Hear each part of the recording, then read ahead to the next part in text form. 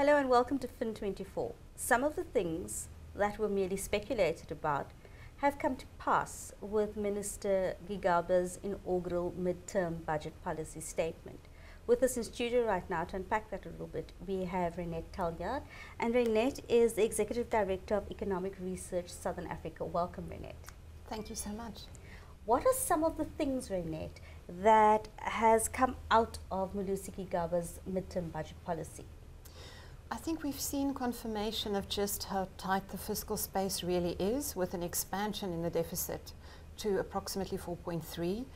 And I think that that was not entirely unexpected, and I think the Minister was quite upfront confirming that there is a very, very tight fiscal space. I think we saw a very clear indication of the size of the revenue shortfall, not only now, Yes, but into the future over the MTF 209 billion rand is a huge number, any which way you look at it. National, international, 209 billion rand revenue shortfall is a big number. It is a significant number over the MTF period, and in fact, if you look at the assumed growth rates, that's off higher levels of assumed growth. So it's not even a revenue shortfall over the MTF period on continued sluggish growth. It's with growth picking up somewhat. So I think that there is a concerning development in terms of the revenue figures that we've seen. There's equally a concerning continued sluggish growth rate. The country, admittedly, the Minister of Finance said so himself, has to grow at much higher rates of growth. And we've only seen slightly incrementally increasing rates to approximately 1.9 on the outer limit of the MTF period. How concerned should we as South Africans be about that?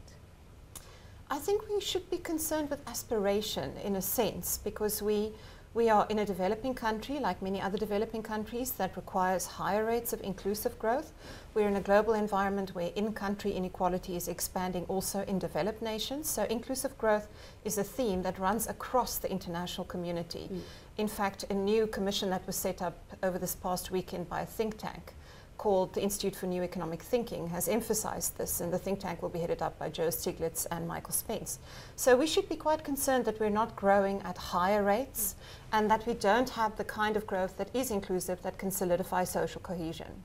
I think one aspect that was particularly interesting was that the Minister closely linked economic growth to the realization of socioeconomic rights and the vision in the Constitution around socioeconomic rights, that growth wasn't only growth for its own sake, but growth is a critical factor of a country's sustainability. Absolutely. Something that also came out was the National Development Plan. That's something that sort of has taken a back seat for a while, but it was definitely mentioned in this budget. How does that come across to you? What do you see the significance of that being? I think it's a particularly interesting development if one looks at just the sheer presence it occupied in reference points in the budget, and particularly if one looks at the debate that the Minister also highlighted around the mandate paper. I think it will certainly flag areas of the Constitution in terms of the budgetary powers of the executive, the budgetary powers of Parliament, and it will mark a very interesting, not only technical exercise, but constitutional conversation going forward, and that was rightly highlighted by highlighting the debate around the mandate paper.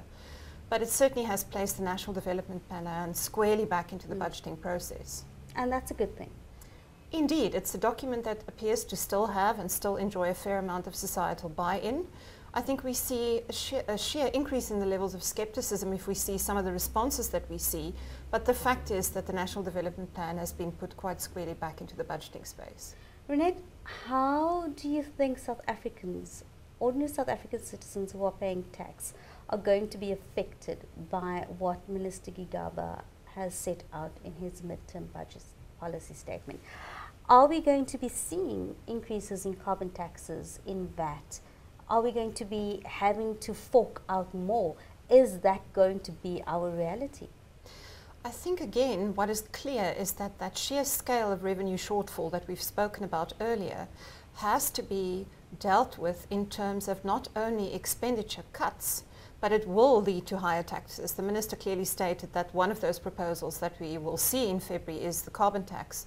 And again, that will trigger a very interesting balancing act between the introduction of new taxes and new tax regimes and ensuring an environment that is favorable to growth. Also, one has to take into account, you and I were chatting earlier, that the household debt is very much the same as what the national debt is. If you don't have enough money to pay for your debt, you're going to have to start taking money from your necessities. Could you expand on that a little bit? Indeed, that was another factor, the growing debt to GDP ratios and the implications that that would have in crowding out other spending. Again, what is so interesting about national finance is that you really can take household finance to the national level, yeah. and the analogy holds. In our own households, if we do increase our own personal debt, our ability to pay for our necessities decreases. It's the same in the national budget. So the more we're going to have to pay for our national debt, the less there will be available for spending on the very socioeconomic rights realization that the Constitution demands. I think we are in for a rough ride, and we'll keep an eye on things at Fin24 and keep you updated too. Thanks, Renette. Thank you.